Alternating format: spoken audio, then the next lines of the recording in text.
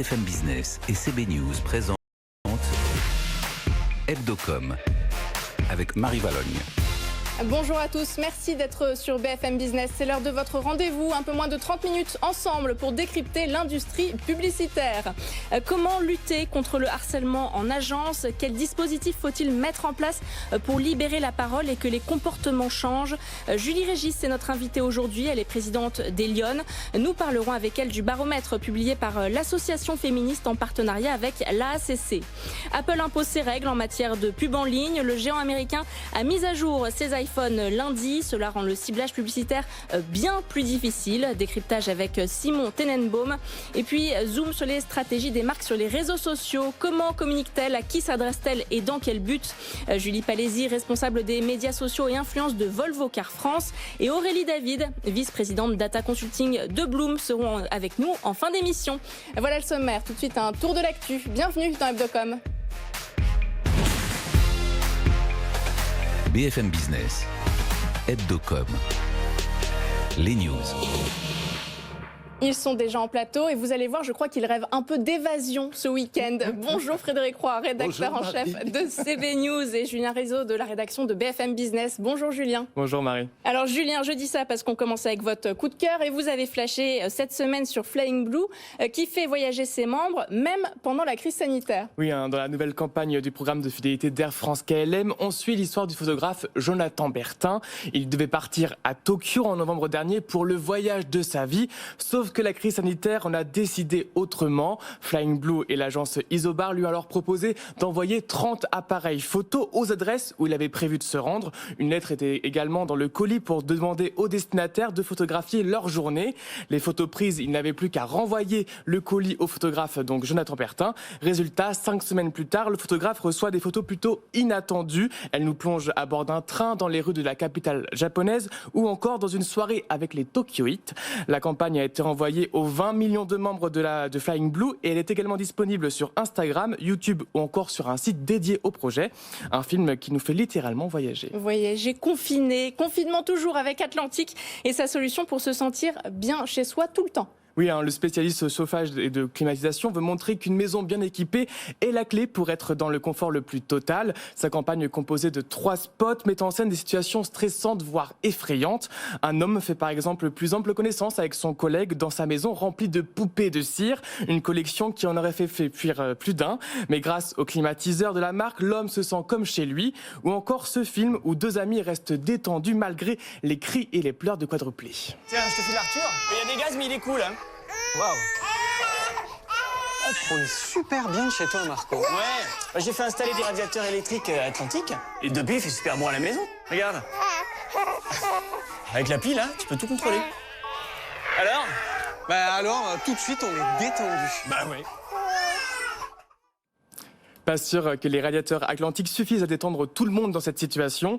Une campagne signée Ogilvy Paris et dans laquelle on découvre la nouvelle signature d'Atlantique. On est bien chez vous. Pourtant ça détend des quadruplés. Qu'est-ce qu'il nous raconte? Allez, on termine Julien avec Swile et sa carte qui ne sert à rien. Ce n'est pas de vous qui dites Marie, mais bien Swile elle-même dans sa campagne d'affichage.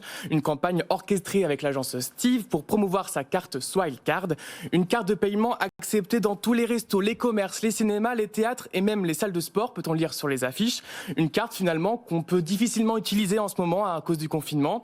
D'où le message de la marque. Il s'agit de la carte la plus inutile du moment. Un pari osé qui a le don de surprendre. Au total, près de 5600 affiches seront installées principalement dans les métros et les gares, mais aussi sur les bus. La campagne durera jusqu'au 11 mai. Une date qui, on l'espère, devrait permettre à la Swile Card d'être moins inutile. Merci Julien Rizzo. Frédéric, vous nous parlez d'évasion aussi un petit peu ce week-end avec un peu plus loin. Voilà, une marque qui a été inspirée par le décollage de Thomas Pesquet et des astronautes à ses côtés. Alors, de quelle marque parlons-nous? C'est Orange. Orange. C'est Orange, voilà. C'est une campagne Publicis Conseil, bien sûr, parce que c'est Orange.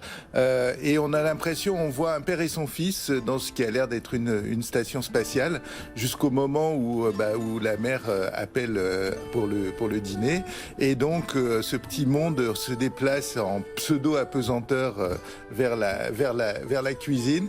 Et voilà, c'est un film tout tout mignon, réalisé par Vincent Nobel, que j'ai trouvé vraiment tout à fait charmant. On peut voyager sans bouger. Voilà, et puis on met en avant son offre fibre, au passage. Bien sûr. Voilà, forcément. Puis la scénographie est quand même magnifique, hein, je trouve. C'est très joli. C'est vraiment dans l'espace, quoi. C'est vrai.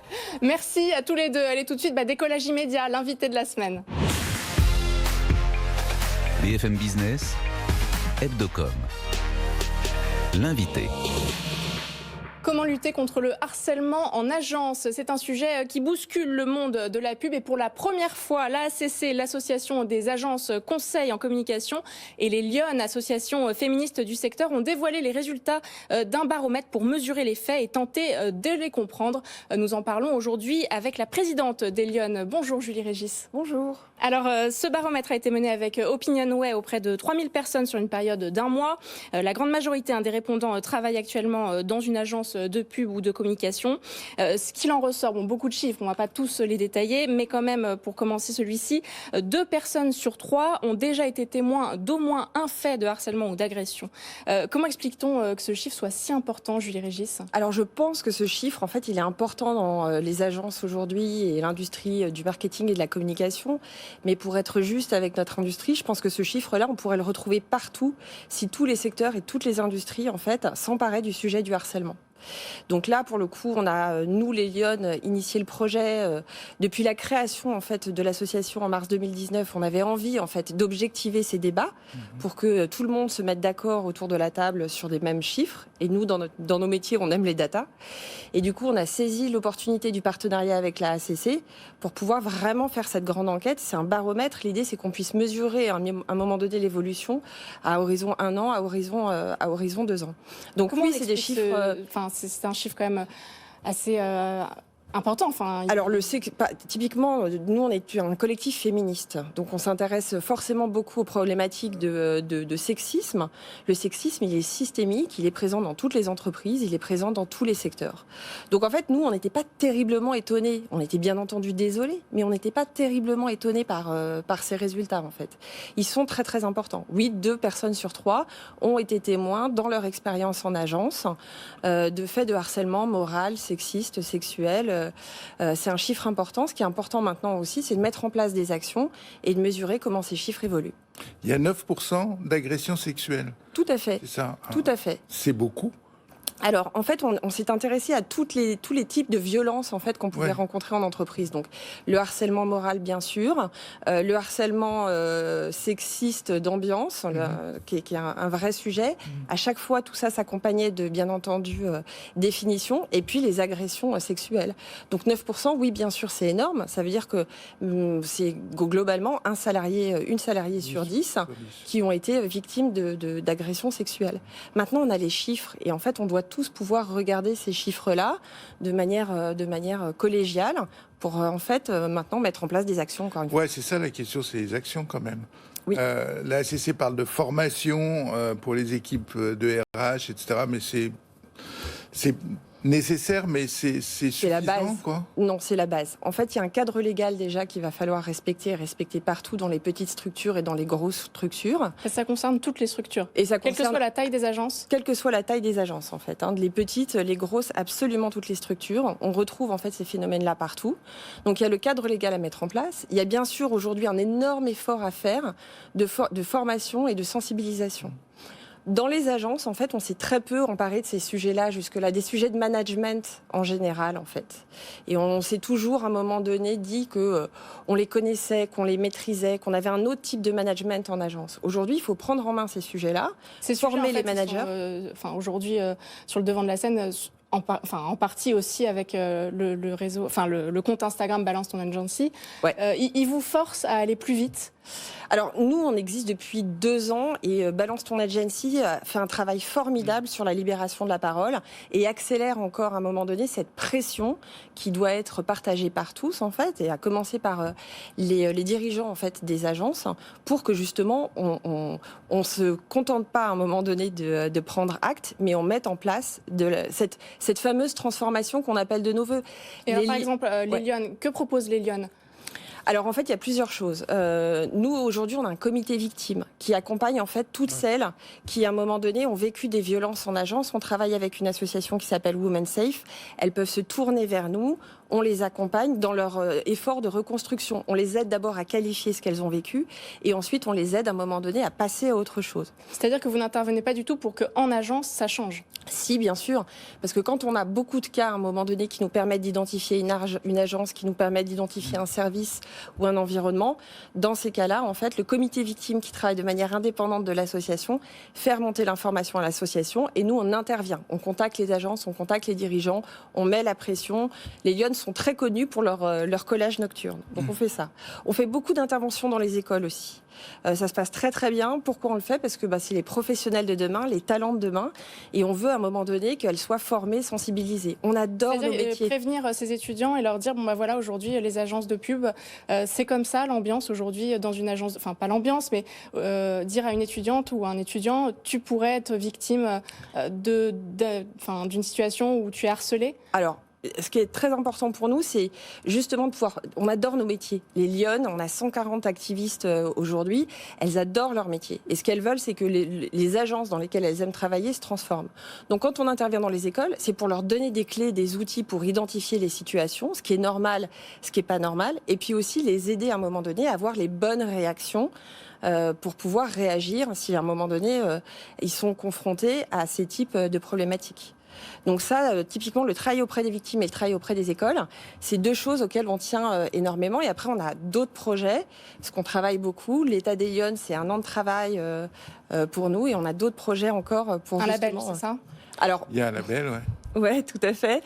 On a un label, on a travaillé énormément pour pouvoir créer un label, justement pour pouvoir travailler avec les agences qui, elles, sont dans ces processus de transformation. Et ce label, il dira, c'est une agence qui est safe, qui est respectueuse et... Ce label, il dira à un moment donné à quel point les agences mettent en place des choses pour que les femmes, parce que c'est un petit peu notre sujet, et on voit bien que quand les femmes, par exemple, sont bien traitées dans une agence, ça se ressent sur le climat et sur les problématiques de harcèlement. On a les chiffres maintenant.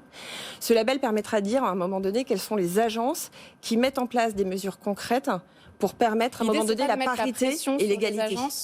L'idée, c'est pas de mettre la pression pour que vraiment elles soient obligées de bouger. Elles ont la pression, les agences, et on continuera de la leur mettre à chaque fois qu'on aura l'opportunité à un moment donné de le faire. Mais il faut aussi les aider à se transformer. Il faut aussi leur donner des outils pour changer. Et encore une fois, les problématiques RH, c'est pas des choses dont les agences se sont véritablement emparées sur ces dernières années. Donc le label, oui. Et en plus, dans le cadre du label, on va associer en fait des femmes qui travaillent du côté annonceur. Ça, c'est très très important pour nous, pour qu'elles nous aident à mettre en place justement ce label, qu'elles nous aident à travailler avec les agences pour qu'on identifie les agences qui travaillent mieux et où ça se passe mieux qu'ailleurs. Une dernière question pour terminer. Vous faites partie de l'association donc depuis sa création en mars 2019. Oui. Vous êtes présidente depuis quelques mois. Avant vous, c'était Christelle Delarue. Elle a quitté la présidence suite à des témoignages anonymes qui l'accusaient de harcèlement moral et de féminisme washing. Vous nous disiez que les agences devaient être exemplaires. Est-ce que vous aussi, un tel événement, ça vous oblige à être exemplaire? Alors, je vais juste corriger un point en fait. Christelle Delarue a quitté ses fonctions au sein des Lyonnes parce qu'elle avait d'autres projets professionnels qui l'engageaient et pour lesquels il y avait un conflit d'intérêts. Donc elle a quitté en fait l'agence. Elle a quitté l'association bien avant qu'à un moment donné des révélations soient faites sur ses comportements passés lorsqu'elle était manager de Mad & Woman. Et donc bien entendu que nous les Lyonnes on souligne deux choses, qu'il faut libérer la parole des victimes, de toutes les victimes, et que bien sûr ces comportements-là, s'ils sont avérés, sont condamnables. Une chose qui est très importante, je crois qu'à date, Christelle est la seule leader, manager qui a été mise en cause, qui soit excusée. Donc ça permet d'être excusée sur son compte Twitter. Qui se soit excusée. C'est une femme et c'est la première et la seule à l'avoir fait jusqu'à maintenant. Donc je pense qu'on peut le souligner. Et puis après, en fait, ce qui est très important pour nous, en fait, c'est aussi que les gens puissent s'améliorer. C'est-à-dire que personne, à un moment donné, n'est inattaquable. On a tous, sans doute, à un moment donné ou à un autre, eu des comportements difficiles ou toxiques. L'important, c'est de le reconnaître. Peut-être aussi. Oui, et puis l'important, c'est de le reconnaître, de faire un travail sur soi et ensuite de faire un travail sur son environnement. Donc on ne condamne personne, mais par contre, on invite tout le monde à changer. Merci Julie Régis d'avoir été sur notre plateau aujourd'hui. Merci beaucoup. Je rappelle que vous êtes présidente de l'association Les Lyonnes. BFM Business, Hebdocom, l'édito. Notre chroniqueur nous a rejoint, Simon Tenenbaum. Bonjour Simon. Bonjour. Alors l'événement de la semaine dans le secteur de la pub en ligne, eh bien c'était Apple qui a finalement déployé la mise à jour de ses iPhones. Cela va rendre beaucoup plus difficile la collecte des données à des fins publicitaires. Et la mesure, Simon, provoque depuis des mois de vives réactions déjà dans le monde de la pub. Oui, les alertes lancées par tout le secteur de la pub n'y auront rien changé. Apple est allé au bout de sa réforme prise au nom de la défense de la vie privée. Désormais, à chaque installation d'application, les utilisateurs d'iPhone voient donc apparaître une fenêtre pop-up pour leur demander s'ils veulent continuer à partager les informations liées à leur smartphone avec le développeur d'application. En cas de refus, ce qui sera vraisemblablement fréquent, le ciblage publicitaire deviendra bien plus difficile avec potentiellement d'importantes baisses de revenus, que ce soit pour des géants comme Facebook, qui l'a encore confirmé cette semaine lors de la publication de ses résultats, des startups et plus généralement tout l'écosystème de la pub en ligne. Ouais, la crainte aussi, c'est qu'Apple ne s'applique pas vraiment ces restrictions à lui-même et en profite pour gagner un petit peu plus d'argent. Ben oui, c'est un argument qui est mis en avant depuis le début par le secteur, puisque Apple, que le risque qu'Apple impose ses règles pour brider ses concurrents au moment où lui-même cherche à gonfler ses revenus publicitaires, sachant que les activités publicitaires d'Apple ne seront pas affectées par cette nouvelle règle, ni d'ailleurs les précédentes règles imposées par Apple pour bloquer les cookies. Car il faut être précis, Apple n'est pas un concurrent frontal de Facebook, Twitter sur le marché de la publicité. Aujourd'hui, le groupe ne vend en réalité qu'une sorte de pub, c'est du search dans son magasin d'applications. Donc c'est-à-dire quand un utilisateur utilise le moteur de recherche de l'App Store, l'achat de mots-clés permet d'apparaître tout en haut des résultats de recherche. C'est tout de même un business qui pèse aujourd'hui environ 2 milliards de dollars selon les estimations. Et cette somme, elle va grossir. Probablement, puisque en limitant la capacité de ciblage des autres, eh bien, ces mots-clés vendus par Apple, comparativement, vont pouvoir être vendus plus cher, évidemment. Et puis, surtout, ça tombe bien, Apple, coïncidence ou pas, il y a eu des informations qui sont tombées dans la presse anglo-saxonne cette semaine, Apple pourrait lancer de nouveaux produits publicitaires, et notamment un nouvel espace sur la page du moteur de recherche de son App Store, qui serait cette fois affiché en permanence. Apple vend aussi des espaces dans certaines de ses applications maison, comme News, son agrégateur de presse, ou son application de bourse. Selon la banque américaine JP Morgan, Apple pourrait porter à plus de 10 milliards de dollars ses revenus dans la pub en ligne d'ici à 2025, ce qui fait quand même une sacrée belle croissance. On en revient finalement à cette interrogation centrale. Est-ce que ces efforts d'Apple au nom de la vie privée ne cachent pas un prétexte pour augmenter ses revenus? Si c'est le cas, les régulateurs pourraient intervenir. Une plainte vient notamment d'être déposée en Allemagne. En France, l'autorité de la concurrence a déjà été saisie. Elle a donné raison à Apple dans une première décision, mais elle doit encore se prononcer sur le fond du dossier dans les prochains mois. Oui, un sujet dont on va encore largement entendre parler. Merci Simon Tenenbaum. BFM Business, Hebdocom, le Zoom. Et aujourd'hui, on vous parle de la com des marques sur les réseaux sociaux. Comment fait-on pour toucher la bonne communauté? Communauté, oui, c'est bien ça. Une pub sur Instagram ou Facebook doit-elle forcément faire vendre? Nous en parlons avec Aurélie David. Bonjour. Bonjour. Vous êtes vice-présidente Data Consulting de Bloom, qui analyse les données sur les réseaux sociaux et accompagne les marques pour mieux les comprendre. Et à vos côtés, Julie Palési. Bonjour. Responsable des médias sociaux et influence de Volvo Car France. On va commencer avec vous, Julie. Volvo Car France a mené à la fin du mois d'avril l'opération Mieux vivre chez soi sur les réseaux sociaux. Oui. Opération menée avec des influenceurs, on va en parler. Alors, sur le compte Instagram, par exemple, de Volvo Car France, on pouvait donc voir des petits conseils pour bien vivre le confinement. Par exemple, préparer un bouquet de fleurs avec sa fille, prendre un bol d'air en famille, mettre en place une routine beauté. Alors, en quoi ces sujets ont un rapport avec Volvo? Alors, tout simplement, Volvo, c'est une marque qui est très centrée sur l'humain, une marque scandinave, tout le monde ne le sait pas forcément, très empreint de sa philosophie on est avant tout fournisseur de mobilité, mais qui ne doit pas aller à l'encontre du confort de la sécurité ou du développement durable. Et en période de confinement, plus que jamais, on est crédible et authentique en disant qu'on veut amener un peu de douceur suédoise dans le confinement des Français. Volvo peut parler autre chose que de voiture. Complètement, et c'est même l'objectif dans ce qu'on fait sur les réseaux sociaux. Évidemment, on parle de la voiture à une cible qui s'intéresse aux voitures, mais l'idée derrière, c'est aussi de parler de la marque à des gens qui ne nous connaissent pas ou qui ne s'intéressent pas forcément à la voiture, notamment une marque plus féminine ou des gens qui sont génération Y et qui n'ont pas forcément encore envie d'acheter une voiture. Et en s'adressant à ces personnes-là par un autre biais que le pur produit automobile, en parlant des valeurs de la marque et qu'est-ce qui fait sens pour nous en tant que marque, l'idée c'est de les intéresser et qu'ils se disent c'est win-win, ce message m'intéresse, ces petites astuces pour mieux vivre le confinement m'intéressent, Volvo a eu une bonne idée de le faire et c'est comme ça qu'on arrive à les attraper. En fait, ils attendent quoi, les consommateurs sur les réseaux sociaux? Je veux dire, ils attendent quoi des marques? On sait ce qu'ils attendent de leurs amis ou de leurs contacts, mais au fond, vous regardez, vous analysez les réseaux et c'est quoi la différence par rapport à la pub, quoi? Aurélie David. En fait, justement, Julie a donné deux termes qui résonnent, enfin, dans tout ce que je vois dans la data, c'est le sens et les valeurs. Et en fait, finalement, les consommateurs, ce qu'ils attendent des marques, c'est justement d'être un peu moins promotionnels, axés sur la transaction, mais être vraiment réel et être aux côtés de leurs difficultés, de leurs moments, de leurs questions aussi, de leurs questionnements. Nous, on parle beaucoup de marques activistes, où on parle de marques de communauté. Alors, le terme communautaire en français n'est pas tout à fait celui que j'aimerais employer, mais en tout cas, les marques qui réussissent, dont Volvo a engagé sur le long terme et qui donc vont être protégées en cas de problème, etc., par les consommateurs, pas forcément leurs clients, mais les consommateurs au global. Un peu quand même, c'est de se faire protéger. C'est d'être dans une relation qui change avec ses clients et les consommateurs. C'est d'être dans une relation de partenariat et pas seulement de fournisseurs de services ou de produits.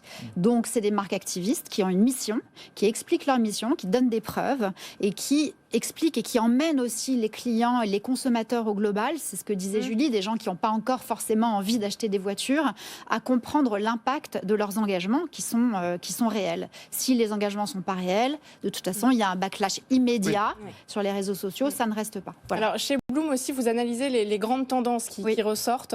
Est-ce que vous avez des exemples de marques comme ça que vous accompagnez et vous leur proposez de communiquer sur tel ou tel sujet, même si ce n'est pas forcément leur cœur de métier? Alors, en grande tendance déjà, bien évidemment, depuis 1 an et demi, avec les confinements successifs, la pandémie, donc on est au niveau global. On accompagne des marques, pas uniquement en France.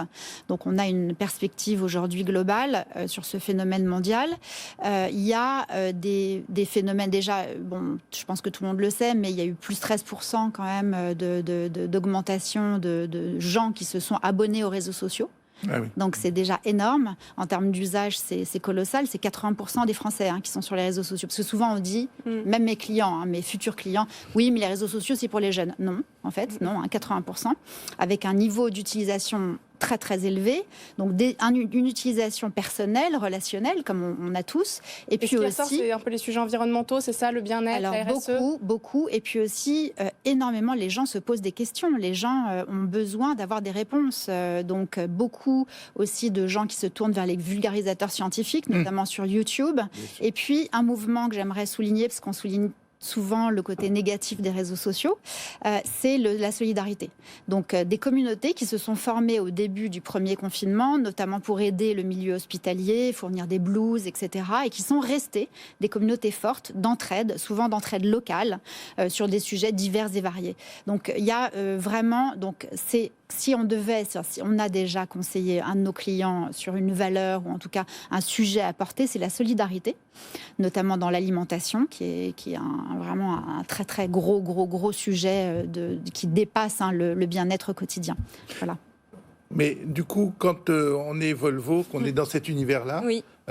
faut y aller sur des œufs, si je puis dire, parce que faut pas perturber non plus par un discours qui pourrait venir casser un peu la conversation justement entre les utilisateurs des réseaux sociaux. En fait, nous, on reste de toujours. C'est pas un discours qu'on a créé parce qu'il y a eu le confinement ou parce qu'on est dans une situation particulière. C'est l'ADN de la marque.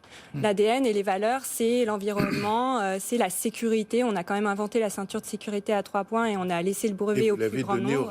Aux autres tous les constructeurs automobiles l'ont utilisé. Donc, de toute façon, quand on est une marque très engagée, on a des prises de parole très engagées. On va être climatiquement neutre d'ici 2040, etc. Donc, quand Volvo parle de confort, de trouver des manières d'améliorer la vie des gens et d'être Et en faisant appel à Élodie Gossuin pour, par exemple, pour faire ces communications, pareil, c'est crédible parce que vous avez fait appel à des influenceurs. Oui, complètement, parce que donc notre approche des influenceurs, c'est finalement on utilise le pouvoir de recommandation qu'on a depuis qu'on est un homme ou une femme, de dire si moi, donc Élodie Gossuin ou quelqu'un d'autre, je suis suivie par des gens qui me font confiance, et si moi je vous dis que dans cette voiture, je me sens en sécurité avec mes 2x2 jumeaux, et que c'est la voiture qu'il me faut et que c'est celle que je rêvais d'avoir, c'est totalement crédible et authentique. Donc forcément, on trouve du win-win dans ces partenariats. Merci mesdames d'avoir été sur le plateau d'Hebdocom aujourd'hui. Julie Palézy, responsable des médias sociaux et influence de Volvo Car France, et Aurélie David, vice-présidente data consulting de Bloom. Frédéric, rédacteur en chef de CB News. Frédéric, on se retrouve la semaine prochaine. Même heure, même endroit. Très bon week-end à tous sur BFM Business. Tout ce qu'il faut savoir sur les marques et leur stratégie de communication. Hebdocom sur BFM Business.